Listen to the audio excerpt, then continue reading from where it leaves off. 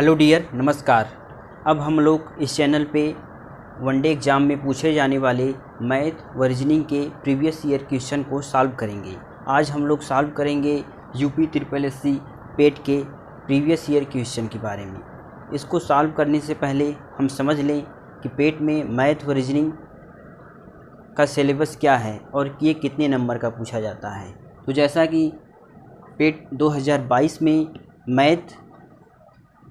Math जो है वो 5 + 20 नंबर का पूछा जाएगा, जिसमें 5 नंबर में पूर्ण संख्या, भिन्न, दशमलव, प्रतिशत, वर्ग, वर्गमूल, घन, घात, औसत, इन सब से 5 क्वेश्चन रहेगा। और जो 20 नंबर बचेगा वह ग्राफ और तालिका से पूछा जाएगा।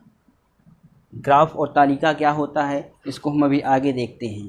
तो यानी मैथ कितने नंबर का हो गया, 5 नंबर में ये सब पूछे जाएंगे और 20 नंबर में ग्राफ और तालिका रहेगा। रीजनिंग भी 5 नंबर का होगा, जिसमें क्या है, क्रम व्यवस्था, रक्त संबंध, भिन्न छाँटना, कैलेंडर, घड़ी, कोडिंग डिकोडिंग, कथन, निष्कर्ष। ये सिलेबस रीजनिंग का है।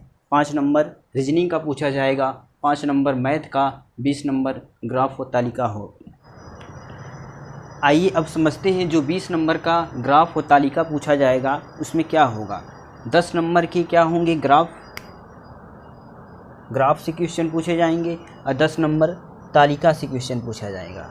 ग्राफ क्या होता है, तो ग्राफ क्या होता है, दो चर राशियों के बीच हम ग्राफ पेपर पर जिस सशक्त विधि का प्रयोग करते हैं वो क्या कहलाता है, ग्राफ। ग्राफ दो तरीके का होता है, एक सामान्य उपयोग के लिए हम यूज करते हैं, दूसरा विशिष्ट उपयोग के लिए। तो हमारे सिलेबस में जो है वो सामान्य उद्देश्य पे आधारित जो होगा वही ग्राफ पूछा जाएगा। इसमें क्या क्या होते हैं, रेखा ग्राफ होगा, दंड ग्राफ होगा, पाई ग्राफ होगा, वृत्त ग्राफ और चित्रात्मक ग्राफ।